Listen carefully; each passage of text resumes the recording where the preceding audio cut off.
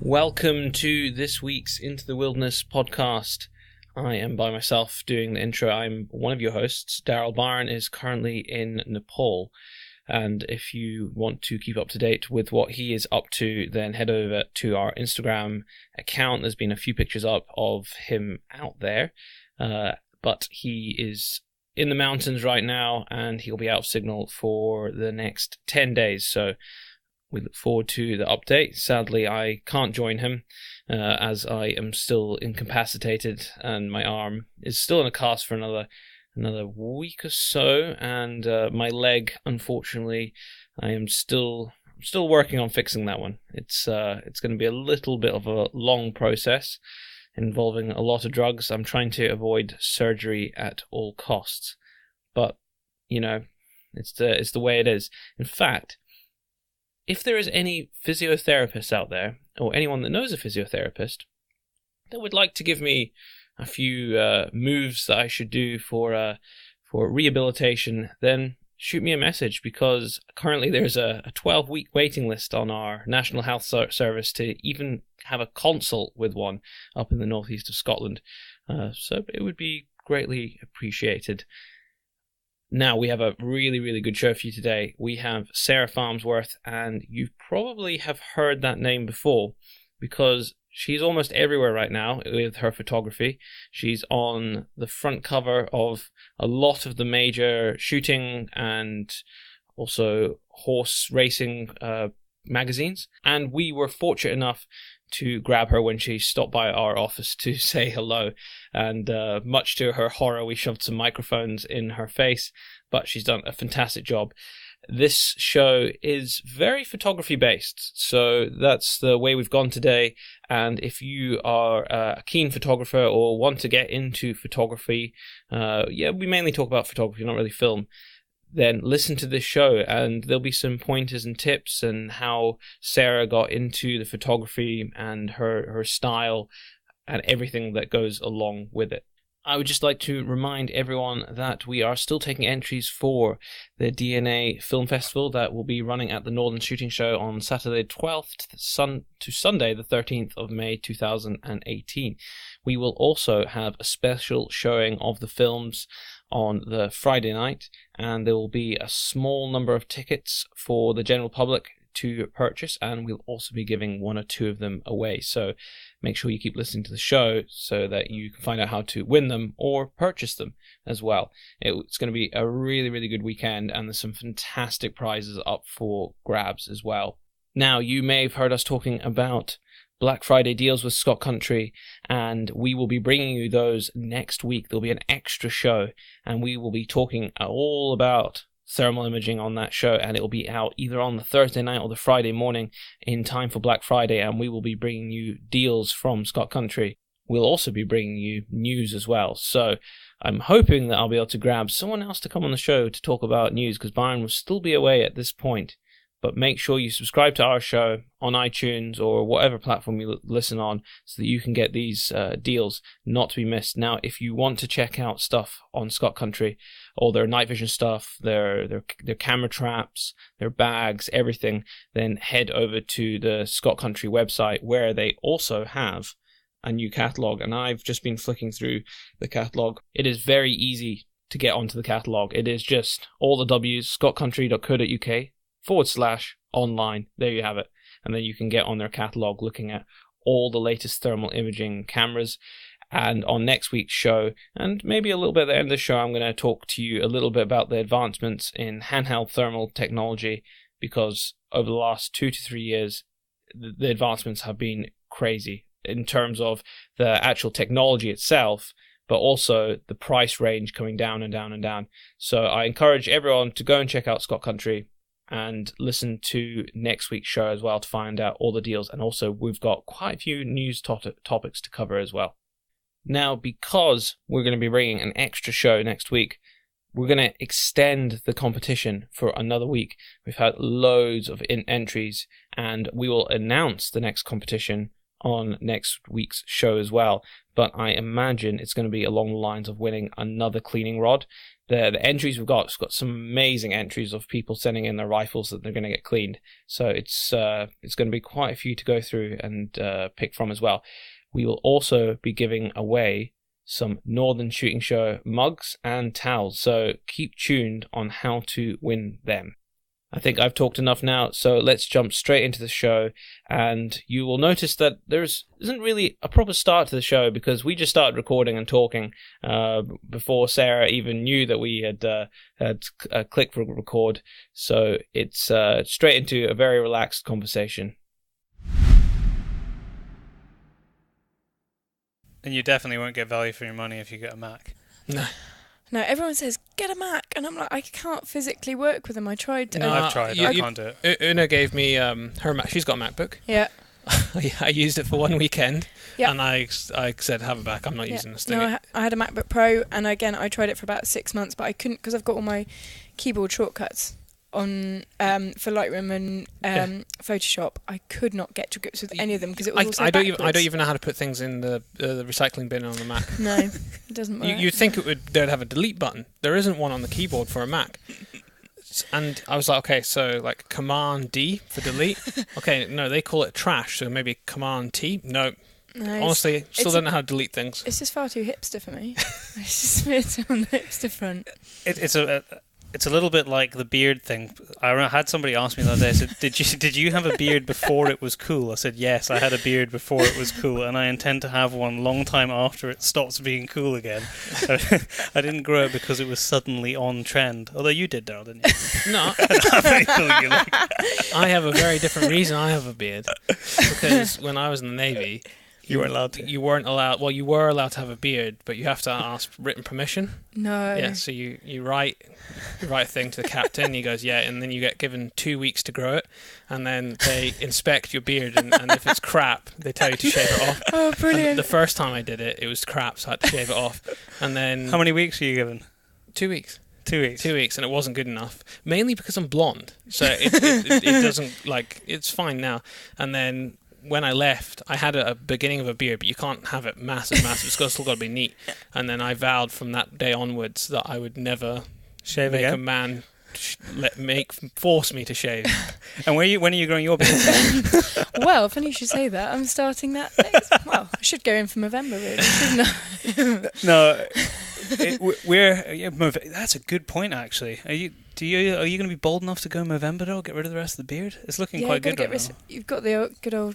I've got enough problems going for me right now. Yeah, you do actually. You're not going to go for the new Hercule Poirot for the Murder on the Orient Express. Go for the one that. With a bit of wax on the corner. I think you could pull it off, Joe. Maybe. Now, we're quite lucky that you've stopped past, Sarah, because I know that we've kind of wrangled you into doing a podcast, but you've just stopped in. We've wrangled you into doing a podcast, but what have you been doing in our country, over the border, from deepest north darkest of England? the wall, north of the wall. Well, we've been coming up to do a wedding up on a Highland estate for some friends who work on that estate, and they had the most fantastic time of it. A full weekend of shenanigans, really. Was the weather kind for you? Not particularly. We drove up on Wednesday was the big push to head north, and we got to Carbridge Wednesday night, and then Thursday pushed on via a trip to Campbells of Bewley. It's a great place. That. We were just talking about earlier, but it's lovely. Yeah, and on Thursday we pushed on up, and it was beautiful. Right up, it's up towards Scourie, so almost northwest tip, I suppose. And Friday, beautiful day, I think, and we went out and taken lots of pictures of all the deer and everything that we could possibly see. And Saturday we'd all got our fingers and toes crossed for a beautiful day, and nice frosty start, be perfect. But it was intermittent rain, then it was sun, then it was sleet, then it was hail, then it was sun, and it was a pattern like that all day. Scotland then. Typical, 4 seasons in one day. And we were lucky there was a little bit of snow on the tops in the distance, fantastic. Which was really nice. But we had a 20-minute window where everybody was in the village hall. Beautiful little location for it. Everyone was in the village hall ready to go, dressed in their tweeds. All the spaniels were on leads. All the ushers and bridesmaids had a spaniel each to basically lead in the bride, and the bride had come out of the house and taken one look at the weather and seen it's dry, and a message was sent to everybody in the village hall saying, quick, get outside. So everything had to get moved outside. So the wedding worked around the weather window. The wedding worked around the weather, so everything was moved, all the table for doing the signing of the register and that, and there's a beautiful lich gate and archway outside the village hall. Right. So we all piled back outside, and the bride made her entrance, and we just had enough time to have the ceremony. And as they were signing the final bit of the register, there was plop on the table, and everyone piled it back inside to have the rest of the celebrations indoors. Did you say there were spaniels and stuff around during the wedding? That is fantastic. So, well, six dogs in total, 5 spaniels and 1 lurcher. So, all working gun dogs basically. So they were all very well behaved. So it was fantastic. Oh, that's tremendous. People leaving the office. And that was a helicopter coming in the middle that you were explaining. That helicopter was going one place, and that was probably to drop off a shooting party. Really? Well, to probably take them home. Yeah. And now Dad's turned off the lights in the podcast in the office. It was slightly distracting, the helicopter coming in. It's either that or an emergency, but probably a shooting party. It was one of those sleek looking. Did you see it? Yeah, I saw it. I didn't look out the window. It's a different world up here for that. It is. Talking about weather, though, that's one thing that we always struggle with in a way when we're out filming or taking pictures, because rain and water and electronic equipment doesn't go all that well together. But you get away with it a little bit more. You have your Nikon's weather sealed, right? They are. But how far do you push supposedly? It's more the condensation. So when if you're doing a shoot day, for example, and you're going from drive to drive, and you do one drive and it starts to rain, and you think this is fine, and then you get in the car, and because it's such a different temperature, and everything starts to steam up, and it's then a case of when you get back outside, it's just making sure that everything you can actually see through the viewfinder, the lens hasn't fogged up. So the mirror will steam up, and it's the worst bit I find is where between the filters and the end of the lens is my worst bit of it, really. So I go through so many lens wipes and chamois leather, and I've got these from they're sort of, I don't know, fabric camouflage hoods that go over the whole camera like body. A neoprene as well. Kind of thing. They're not neoprene. They're supposedly Teflon coated. Wildlife Watching Supplies is the guys that get them from, and they're supposed to be the kind that you stick on a hide, basically. So you just put over a thing, and it's got a fleece lining on the inside and a little pouch which has got for hand warmers. And then it's camouflage where you can have green or whatever you want, but for doing the shooting and deer stalking stuff, it's just you might as well have a camo one, and that is my go-to thing. But even they can only cope with so much, and because they're quite cumbersome, I've not quite found anything yet that does the full works to keep everything dry. But the British weather doesn't really help. We did a week in Blair Athol recently where it rained 4 days out of the 5, and we just every night we came back, it was the just cleaning cloths. We had hundreds in our pockets, and we were struggling to keep the cleaning cloths dry. Absolutely. To keep the lenses dry. Oh, it was a nightmare. The other photographers, I think they killed more equipment than we did. No. They put cameras in the drying room, which was steamy from all the other clothes drying. And we were sitting around for dinner the one night, and we were talking about the day, and there were photographers there. How did you guys get on? The weather was terrible. Blah blah blah. He said, it's all wet. I've left it in the drying room. I said, you haven't left it in the drying room, have you? He says, yeah, why? I said, did you not realise how steaming it was in there? So I could see him thinking, I need to get back to the lodge so that I can go and take my camera out of the drying room. But we just put it beside radiators in our room. But even our room actually had condensation in it just from all the moisture from the clothes. And it's not good. We're lucky we've got a good airing cupboard at home. So as soon as on any day like that, it's just the cameras go straight in there, sod everything else. That can wait. The coats can wait. I'd rather just make sure the Generally, you can save electronics if you have it off and it's just drying. Yeah. Generally. Do you do the camera lens dance when you're swapping camera lenses. Because we have I this thought that bit was of a just thing. me. No, the reason I asked this, right, is because I thought maybe we're just being a bit too anal about it, because, camera let's trying to make sure that quickly get the next one on so that everything's sealed again. Yep. And I was watching somebody else just this week. I was doing a job down the board. Well, there was another 2 photographers there, and I was doing video. And I watched them do a very similar dance to the one that we do. So I'm wondering whether you do the lens swap dance. Yeah, it's just the it's just that switch over, isn't it? That's never easy, because you think, I'll just put the body cap back on for 2 seconds, but it's not actually practical to do that. No. And when you're stood out on a hill, and you end up sort of shoving it under your armpit to try and keep one bit there, and then it's without dropping it is not easy. It's not. So you just we normally get the lens that we're changing, quickly take it off just so you can quickly do the swap, because it's a lot easier to clean the fitting end of the other lens than it is inside your camera. Absolutely, yeah. It's keeping the camera body pointing down, isn't it? Yeah, That's the main thing. So yeah. there's no part of the elements that can physically get in, whether it's sand, dust, rain, leaves. And then you're like competing, especially when you're on a shoot day. A dog always runs up as well. well. Yeah, absolutely. There's a wet nose that decides to feature Yeah. very prominently in that. Yeah. For people, we've kind of skipped ahead here, because I do want to ask you a little bit how you got into it, how you've got from.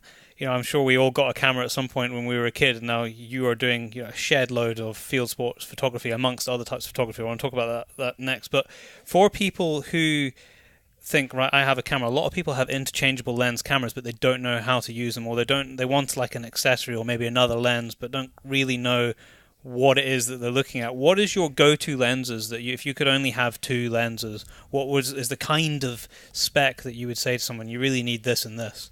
The first lens, which I'm guessing a lot of sports photographers and field sports photographers will have, is 70 to 200 2.8 lens. Awesome. It's it's fast, it focuses well, and it's just it is the go-to bit of kit that I would not be without. It's what I use on a permanent basis for pretty much every type of photography I do. Obviously there's a point where it gets to too low light to make use of it, and then my other lens that I like to use is a 35mm 1.4. And that is just because that's super fast, and just to be able to stop it down and just use it in near dark, especially with the camera body that I've got now, is brilliant to make use of that, and to get some really nice atmospheric shots is very helpful. What would you say? You can look at pictures, and you can look at pictures, and there are pictures, and there are pictures. What is it that is the different? There's a lot of aspects to it, but for people who just want to take just slightly better pictures, what is it about the way that you need to approach it that'll just help you take a better image, rather than just something that is got no depth to it that could easily be taken with a phone? I think you probably hit it there. Well, probably. Learn how to use depth of field. Yeah, absolutely. That I was going to say, that is quite a tricky question to answer, but it's getting your composition in there obviously is a big thing, and I think that's actually, people are a lot more aware of how to compose an image these days because of their mobile phones. But it's the technical side of it. Just people I speak to say, oh yeah, I'll just stick it in just in P mode. Yeah. And I'm like, just take it out of it, just try aperture priority. You don't have to go full manual, just go aperture priority, and just learn what the capabilities are of it, and if it can go to 2.8, just try stuff at 2.8 and just go with it and see whether it will go to that. I mean, you can get a lot of good images at with a wider depth field, but it's not the same at all. I can't put my finger on what it is about having that depth of something in focus and in background or foreground out of focus that you could take exactly the same image in like f16. Ugh. And it wouldn't. I mean, it doesn't there is a time and a convey. place for that, but not most of the time. No. or the when I was picking a wedding photographer, I didn't actually pick the photographer. Una did, and I said, of any of them you give me, if I see a single effect of the blur in the background where they've done it afterwards, they're out straight away. That's ruled out. It's so cheap. Yeah. Yeah, no, it's not good. And it tells me they can't use a camera as well. I would say to people who, even I don't have to cast my mind back that far. When I would look at a an SLR with all the buttons on it, and I would think, I just have no idea how to use this damn thing. But there are so many great tutorials on YouTube now that'll explain the 3 aspects of it: your ISO, your shutter speed, and your f-stop. No. And once you understand those 3 things, that is it, basically. You can't go wrong, effectively. It's good for people knowing about photography, but then it's also a case of it just widens the market, doesn't it? Really, for people. So then you've got to then be that little bit better again, and you've just got to keep pushing yourself. So in that respect, I find it's quite refreshing, because it just makes it a challenge. You've just got to keep pushing. I suppose that is one of the aspects that has changed in photography, in still photography, in the last couple of years, and actually even in video. Is that, as you say, the sort of the Joe Public standard has got quite a bit higher. Yep. Even with, there are some phones now that you can they can actually get depth of field. Well, you think the Sony and the Samsung, they're already at 22 megapixel cameras over there. But my iPhone's still struggling with an 8 or something. Yeah. But isn't it the new portrait mode, isn't it, on the iPhone? Yeah, but it costs $1,000 the phone, does it? It's ridiculous. Yeah. I've not even. I couldn't care less about phones. iPhone X. Apparently, the camera is very good on it. Yeah, for the depth of field. Yeah, for the depth of field. But even that is just cheating, because people don't know what they're actually doing. It's £1,000. You just press the screen, right? Just press, and then it gives you the depth. What I'd rather do is buy the cheaper iPhone, which does the same thing, and then spend the extra £500 on the cheap SLR. Yeah. It's amazing what you can do. Daryl has an SLR from about 15 years ago that we used to use. We don't use so much anymore. We used to use it for the odd time lapse, and it's actually sitting at my house now. And Beth uses it if she needs to take some photos of stuff. And I think that's a 12 megapixel camera, it is, yeah. And it is, and it's got a really cheap, horrible plastic kit lens on it. But it is amazing what you can do with that. Well, if you know how to use it. Yeah, absolutely. And the thing is it is upgradable a bit with the lens. Well, you could go and stick one of our the lens, which is worth 50, or just even a 50mm little portrait lens would be proper photographer jargon there. Nifty 50. And for people out there, lenses are expensive. We all know the pain of lenses, of good glass. But the thing is, it pays. Yeah, it does absolutely. pay, but it is depressing when you spend £1,500, £2,000 on a lens, and the body itself is worth the same amount of money. But we buy a lot of second-hand lenses. I was going to say, there's actually an amazing second-hand market out there where you can get an almost brand new lens for £500 or £600 less than what you pay for it new. Yeah, I definitely I buy second-hand quite regularly. A lot of my kit is workhorses, and there's almost no point me buying brand new, because not that I'm going to trash it, but because I go out into some quite tough environments, I've got to have something that A, can cope with that, and B, I'm not going to get too precious about if it does get the odd knock or bump here and there, and scratches and mud ingrained in it. It's inevitable. As much as you want to look after your kit, it's going to get scratches. It's a bit like a gun. When you get a new gun, you're going to notice the marks on it when you mark the stock. But if you never take it out of the cupboard, it'll never get a mark on it. And with all the gear, we're using our gear professionally, you're using your gear professionally, you have to use it. Absolutely. Because if you're not using it hard, you're going to miss that, the sort of great shots. And as you were saying, you kind of have to push it to the next level, don't you? You've got to push yourself to do it. And that means going out in the rain and to get the shots, because you know that there's going to be some fair weather photographers out there going, oh no, I'm not taking my baby camera. No, it's not happening. But I like it. Fair weather photography. Sometimes I feel like a fair weather hunter. Sometimes I feel like a fair weather videographer, because I'm aggrieved. I doubt that. No, I don't care about getting wet. It's just I am concerned. Say, for example, you're on a 5-day job. Yeah. If you ruin your gear on day one, what do you do? Okay, we've got a couple of cameras, but nothing's as good as the best stuff which we're actually using. We have backup stuff which is older. So you do get a little bit precious about it, but equally, And then it could knock-on effect to, you might have a job back-to-back. Yeah. Well, we do have good insurance. Yeah. But we're at Highland postcode, so that takes about a week to send anything up. What are you going to do? Surely though, is it Ford's? You've got just up the way, just north of Bewley, isn't it? Is it Ford's Photographic who do second-hand? They do really good. You don't even live in Scotland. We don't know. There's no. Tell me more. FORDES, Ford's Photographic, and they do a lot. If I'm scouring the internet for second-hand camera bodies, because there's not too many that have been superseded these days in the Nikon range, I was looking for D4S bodies, and there's not very many. They're like hen's teeth trying to find a good one in mint condition because there's so few people that can afford to upgrade to the D5. Yeah. So Ford's Photographic is one of the places that I look at. And that's closer to us than it is to you. Yeah. And I didn't even realise. I must admit, so we buy from everything south of the border, and you buy everything north of the border. Pretty much, yeah. There's when I went to Campbell's of Bewley, John was chatting about it, and he said, "Oh, they're only up the road," and I was like, "Oh, really?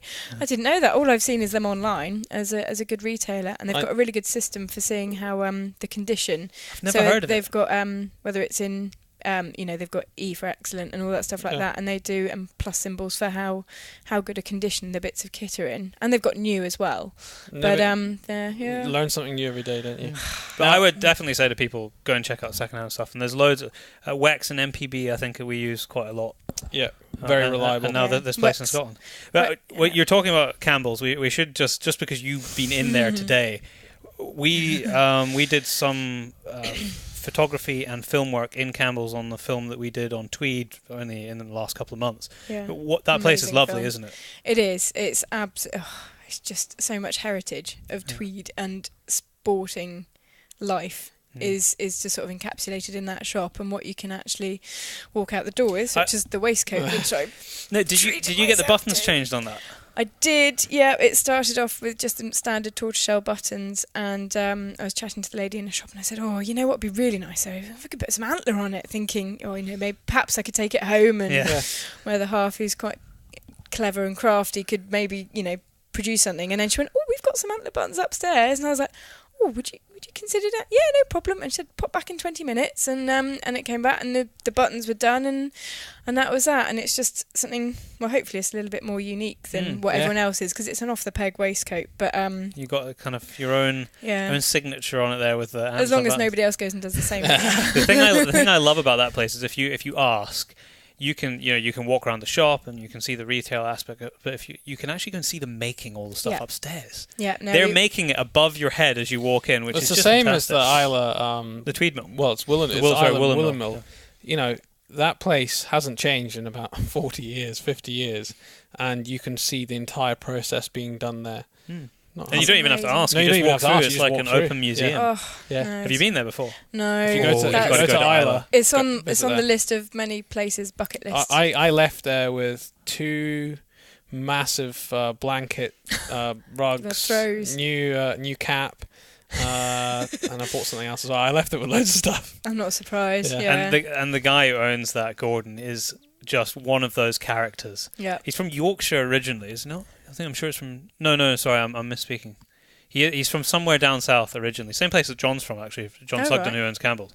And he is just this fountain of knowledge. Yeah. And he's worked on, nearly every major movie you can think of, producing tweed for them. No way. Yeah. Braveheart. Okay. He is the only person who can make the tweed that Mel Gibson's kilt was made in. Yeah. Okay. Because whoever produced it would have licensed the tweed. He couldn't make it for 2 years or something. Yeah, and now he is the only person on the planet that can make the Braveheart That's tweed. That's pretty cool. And most of it goes to the States. Yeah. And that doesn't surprise me. No. It's probably all these replica Braveheart tweeds. They probably don't even really know that it's William Wallace. It's just known as Braveheart. Braveheart. But no, it's amazing watching it. And he was talking about how the actual...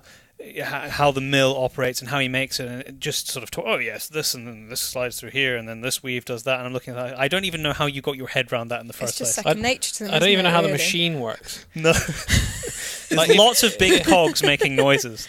Yeah, no, it's a beautiful thing to photograph, I must bet. As a process of what there is just a photographer's paradise, isn't it? It is. Apart from lighting.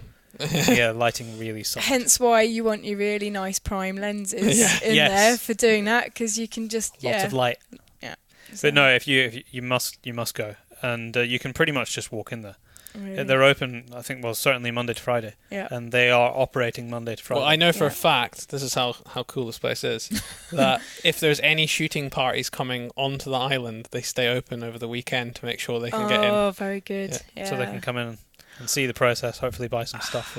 No, that's good. So we've taken long enough to get to this point, but how did you get into photography? I mean, a lot of people will know your name now, especially in the field sports world, as a field sports photographer, and you do a lot of stuff with the horse racing as well, and you've very much got like I can normally tell, even if I haven't seen your signature on it, I can normally tell if it's one of your photos. Which That's is good. Thank you. I appreciate that because it's nice to hear that kind of feedback. Yeah, 100%. If you line up pictures, I could probably 99% of the time pick your picture out of the rest of them. Oh, thank you. Which it's so great to have that as a. Yeah. It's a bit like I suppose in the music world, if you hear a song that you've never heard before and you can tell immediately what the band is because you know it's them. But how did you get into it? What's your progression from, I guess at some point you were an amateur photographer to professional photographer? Well, I started out really, it all started following the local pack of foxhounds as a foot follower with my granddad, because he used to very amateurly whip in and work for a couple of hunts sort of post-war, and then when he got older he would just follow on his feet because he wasn't able to ride anymore. So when I was about 10 or 11 I used to start following hounds with him, and I borrowed my mum and dad's old Minolta, I can't even remember what model camera it was now, but an old film camera, and I borrowed that for a couple of times out with the hounds, and it got to the point where my mum said to me, could we have the camera back now, please? And I'd got some really cracking photos. Well, I thought they were when I was about 12 or so. And my mum and dad, both being keen amateur photographers themselves, really pushed me. And because they've got an art gallery, I've kind of grown up surrounded by art and seeing composition always on the walls, whether it's photographic or whether it's painted in oils or acrylics.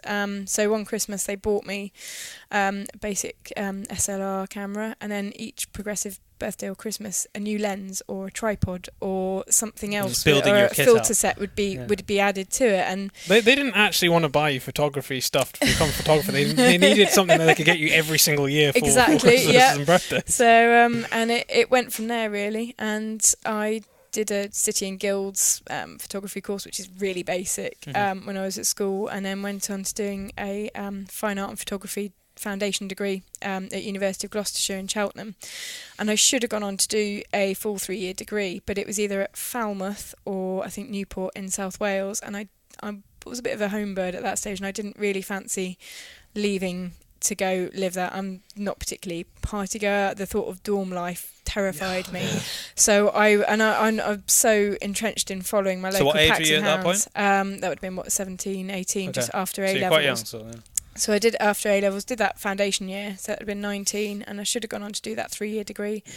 And my dad sort of said to me, look, he said, I was going to help you through uni if I can, but how about instead, have you ever thought of, I'll help you out in your first year of business and help you buy some kit as a photographer, because I'd had a few people out in the hunting field commission me to photograph their horses for them, and they'd seemed to like it, so it progressed from there, and I bought my first DSLR. I went to Focus on Imaging, as it was, at the NEC in Birmingham, and handled both Nikon and Canon. And here we get the Nikon Canon debate. And what was it back then? What can you remember? What the models were back then? Nikon D2X was 2006, so it was Nikon D2X was what I handled, and then the 5D. Probably I have no clue what the Canon was, to be honest. It made that little impact on me. Really? And I handled them both, and just the ergonomics of it, and whether just because I've got small hands or whatever, and the Nikon just felt right in my hands, and it was made the leap, bought that bit of kit, and it was pretty basic back then, but to me it was the most amazing bit of camera kit in the world, and it just sort of went from there really. So it's 2006, so it's been 11 years in the making, and probably a lot of camera bodies in between now and then. Camera bodies. There's a good few doorsteps that I've got at home, doorstops that I can make use of the old bits of lumps of camera kit, but it just sort of snowballed. I suppose I pitched myself to Horse and Hound. It was very much the hunting world. So where were you first published?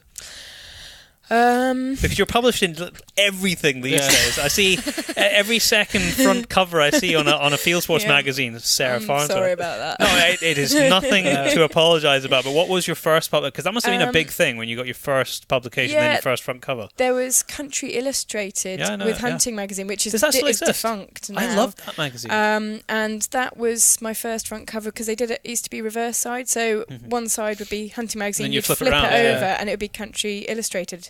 So I got my first front cover with Hunting magazine back then, and it was sort of almost not an unknown, but it was, I just got a few nice portraits of hounds' heads, and that made the cover. So that was my first break, and then I started doing a little bit of work for Horse and Hound in 2008, covering hunt days and for doing their reports alongside a writer as correspondent.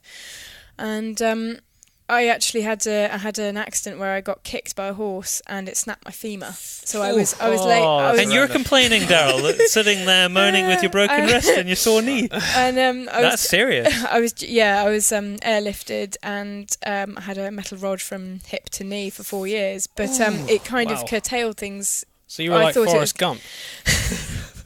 What do you mean was? Still, I can't run to save my life. But yeah, I was due to do a couple of Horse and Hound days afterwards, and that was my first commissioned Horse and Hound reports, and I thought, this is it, it's over now, there's no chance of anything coming of it. And luckily Horse and Hound turned around, oh yeah, don't worry when you're back on your feet, and there was more work, and it started to trickle in from there. And then the more the private clients were coming to ask me to do a couple of shoot days and stuff, and it was all quite basic at that stage, but it's just sort of snowballed as the years have progressed. So and now you probably find a lot of people coming to you now rather than having to kind of look for the very much so. It's I'm amazed you wanted to work with horses again after that, I have to say. Well, I did think that, and I'm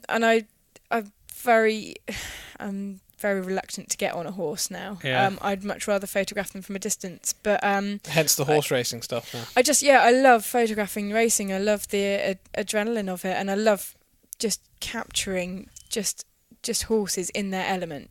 I love that you put up a picture not that long ago. I think it was a horse jumping. Was it? I think it was in black and white. And that you could just see all of the sort of the tendons and the muscle structure of the horse. It was just phenomenal. And you got into the horse racing, is that just due to you kind of being in the horse hound kind of world? Or was it I mean, there's obviously a strong link with hunting to national hunt racing, but also in the bloodstock world. I'm retained by Goffs UK, who are an auction house which sell thoroughbred racehorses. They have several sales a year, and in 2011 I got approached by them because one of the chaps was also a hunting gent. So so it's all connected. He'd seen my hunting photography and thought, we could use this imagery. And because I was pushing the black and white photography at that point, it's just something so timeless and evocative about black and white image.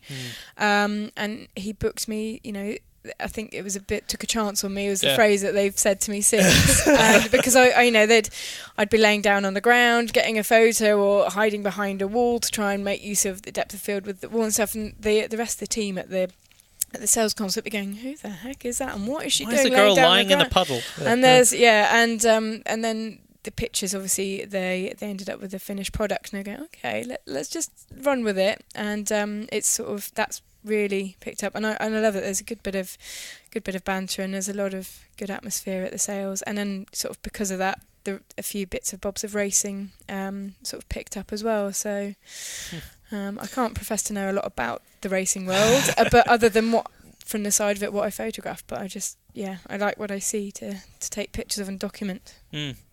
So what is your mix now from that to you doing more and more shoot day type photography? Yeah, absolutely. Whether it's for magazines or whether it's for privately for teams of guns, I'm very lucky to get bookings across the board. Or then even if it's product photography of somebody with companies within the industry that need images of their product out in the field, and get really nice, hopefully evocative images for them as well. Yeah, I think that companies and magazines to some extent, certainly the magazines at the top end in terms of like the visual aspect of how they put the magazines together, they have to keep pushing on just the same as photographers do to search for those great images, because like we were saying earlier, just with generally speaking, people taking photos, there's a lot of good stuff out there. So to do something different from a magazine's point of view, or a company trying to sell a gun or a scope or whatever, they really have to try and push it to do something that's different. Yeah, absolutely. Because there's so much information as well being bombarded all the time at you, so you've got to be a little bit different. Yeah, and especially with social media as well. And sometimes it's a hindrance, but in the whole, it's a real help. Well, let's just talk briefly about social media in terms of, because this might be of interest. Lots of people have little businesses and stuff. We know how it works with us.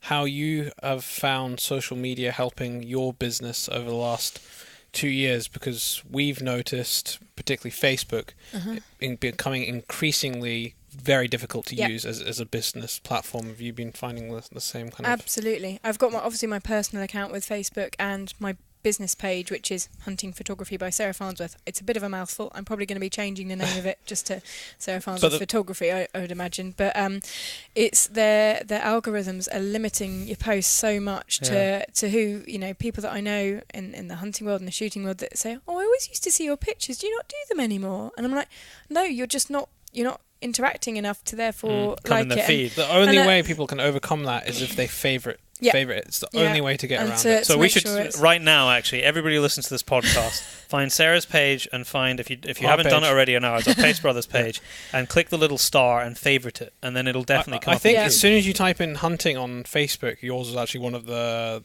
first kind of pages that comes up, because it's hunting by Sarah Farnsworth. Yeah, I'm pretty sure it is one of the, because I remember looking at your page at the time thinking that was bloody clever, you calling it that. Do you reckon? Because that to me, it's because I started out doing in the hunting world as in hunting with hounds and not hunting as the way what you describe as hunting. I've thought that it might be a little bit limiting, really, because initially my fan base was from people that ride to hounds and see that, so it's rather than shooting hunting. So it's different. It's difficult to sort of. I think the language is changing. I think the word's changing. We very much try and encourage it. It's very brilliant. Much. I think it should be all encompassing. I don't really see a difference. I think it's all different aspects of hunting. I mean, even you've probably heard us say this before, but I even see fishing as hunting. It's a form. Although I don't expect anyone ever going to say, "I'm going hunting today" and grab their fishing rod. But for me, it's basically what you're doing. It's the same thing. But I'm pleased in a way to hear that you have also found Facebook, because it's not just we're not pleased for you, but we're pleased that it's not just us. I find it really, really difficult to get the reach that I used to. I mean, I was getting, I'd post one image up and just have a little caption with it, and I'd get an explosion of likes and loves. And now it's just sort of like, well, maybe it's not quite as, and it's a bit disheartening for what you feel of as the calibre of your work. And if you put two things up in a day, forget it. Yeah, absolutely. So, I mean, we are using Instagram a lot more, as we found that way more useful for us recently. Are you finding the same? Yeah, well, I'm really new to the Instagram game, because I only joined in January 2016. Where are we now? Yeah. But I didn't actually start actively updating it until maybe May, June time 2016, last year. And that's been I've been certainly turning to that more to promote my photography as opposed to Facebook, because I just find it a little bit more reliable in where the reach, and obviously learning about using hashtags, and obviously going back to the clients or whoever it is as part of the post is a massive aspect. We get a lot more interaction. Yeah, a lot more interaction. Honestly. Definitely. How have you found? I know, particularly in the photography world, it's a thing that it comes up as a point of discussion with a lot of people that I speak to, which is the copyright aspect of an image, or making sure that it's not being stolen or used. Who was it? Was it Philip Bloom, who's actually, he does a lot of photography and video. He found, and he's quite well known in the video world, and he found loads of his footage being used by random people, or pictures being used by... They were claiming it as their own? They weren't necessarily claiming it as their own, but they weren't giving him any credit, and they hadn't even contacted him to say they'd used it. Well, in fact, because he was really angry because they had tried to monetize one of his videos on YouTube, and then YouTube picked up his video as being infringing them. On theirs. No. And it was his video. Oh, And that's YouTube really... always sides with the person who uploaded it first. No way. Even though they're not the actual... Even though they're not the original, creator of the work. No, it's a constant struggle. I'm forever finding pictures of mine scattered over Instagram, but I've got quite a good bunch of people that do they keep an eye out for you? They keep an eye out, or that it's not intentional, but they'll come across an image of mine and they'll screenshot and go, by the way, these guys are using your photo, and you can say they've actually cropped out my watermark there, or they've you can see some really crappy photoshopping where it just doesn't match up. And obviously I upload images to Facebook and Instagram at such low resolution that they're not really usable for much, but it's still the sheer cheek of it all that it riles me quite a lot. I think the thing I find frustrating is that what people don't realise when they do something like that, where it's very blatant, they're trying to get something out of using one of your photos, is that is your business. Yeah. Like, that is how you feed yourself. That is the same as if you had a small shop. It's the same as stealing something from, a packet of crisps from the shop. Yeah. Or worse. There is no difference in my mind. Just the same as if someone was to, we've never had anyone use any video content, but if they were to use any of our pictures, not that we know of a video, it's the same thing. Like, we've had to, blood and sweat to get that. That's how we make money, and now someone else is just going to use it for nothing. Yeah. No, so, it's a regular happening. Sometimes people will use the photos to sell a horse. So they'll have seen, I've got a lovely photograph of them jumping a great big hedge or something like that. And then the photograph appears in a for sale advert with that. Really? And I'm like, you're selling that horse for many thousands of pounds and you didn't want to buy a digital download to make use of, which, the amount of money that you're selling that horse for, I'm sure you can afford to just, especially if that image is selling the horse, it's that image that's selling the horse exactly. as well. So things like that, it's sort of I didn't think about things like that. Yeah. That would be quite irritating. See how you go, that would wind you up. Yeah. Sarah, it's been great to have you on. I would love to carry on talking, but unfortunately I've got to take my girlfriend to work. And also you've got a very long drive. A 6-hour drive to get back down to Doncaster and a puppy tonight. sitting in the back of your car. Oh yeah, poor puppy. Oh dear. Oh, she'll be asleep in her little crate. I'm really glad that you had time to come on. Yeah. I'm sure that it's still related to the kind of thing that we talk about, but it's just a slightly different We need angle. to actually get you back on again at one of the shows, because I want to go further into like following the packs and stuff like that, because it's stuff that we literally know nothing about other than making a film about it. Mm-hmm. But we had 3-4 days of interaction with it, and that was it. I cannot wait to see that. We can maybe send you a link. I would like to hear more about that, because now I understand the photography of the hounds and the packs, and I can always see sort of the emotion and the feeling it. Now I understand where it's come from, knowing your history. I didn't know that before. Yeah, that was I get it now. I get it now. So, best places to contact you? Instagram, Sarah Farnsworth, Fieldsports, Facebook, Hunting Photography by Sarah Farnsworth, and my website is quite simple, www.sarahfarnsworth.co.uk. So, nice and easy. Yeah. Just Google it. Just Google Sarah Farnsworth. Yeah, that's probably the easiest first thing. That comes up. Absolutely. Well, safe travel back down the road, and I'm sure we'll be seeing you soon at the shows. Thank you very much. That's a pleasure. Well, thank you very much for listening to the show.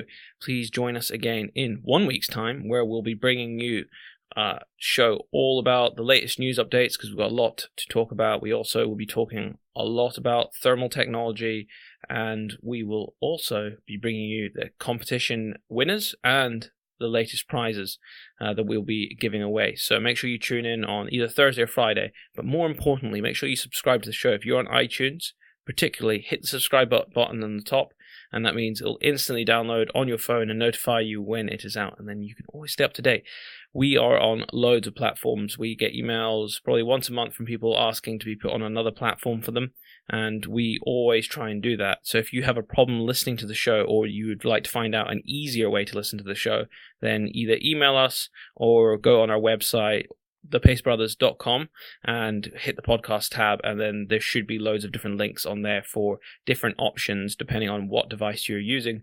But I can tell you, for any podcast, if you are on an Apple phone, just use the app that's already on your phone. If you're on an Android phone, I know that Stitcher is fairly good, and Podcast Addict is pretty good as well. We also have SoundCloud for all the people that are listening on desktop. I believe you can download it. We do see a number of people downloading. A lot of people just stream it.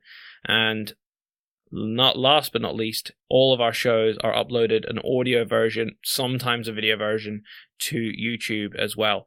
So you can always watch on your computer or on your phone as well on YouTube. So you never ever miss a show. Thank you very much for listening. I hope you enjoyed, and I hope you learned something about photography and cameras. And if you have a question about cameras or anything like that, please just send us an email. If you have a question to Sarah, send us an email. We can always pass it on as well. I know that in the camera world, there is always the great debate of Canon and Nikon. And as we use Canon, Sarah uses Nikon. I think that if you have any questions about either, we should be able to help you out a little bit on that, considering how much we use them as well. I actually quite often get questions about drones because I am the drone pilot in the company, and I had to do all my courses and everything like that. So I often get questions, people asking about legalities of flying it in certain places and using it for different applications, stuff like that. So if you do have any questions about drones, then I can try and help. If not, I can find the answer somewhere, because it is actually fairly straightforward, the rules that you need to follow to fly a drone. And because of the affordability of drones now, a lot of people have them as well. Also, I encourage you to go and check out the Scott Country website, where their latest winter catalog is out. It has the latest state-of-the-art rifle scope, night vision, thermal imaging. It also has the ultimate Christmas gifts for the hunter and your family. It has your budget stuff from the Yukon Proton RT all the way through to the Core Pulsar Helium. And if you don't know what I'm talking about, then go and check out their website and check out the catalog. I'm flicking through the website right now, and they have some absolutely amazing thermal imaging stuff for close to £1,000, £1,199 for the new Pulsar Quantum Light.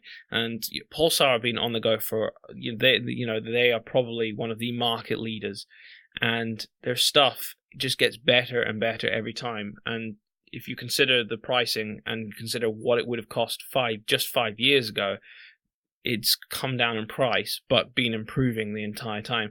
But I'm not going to talk about this anymore on this show.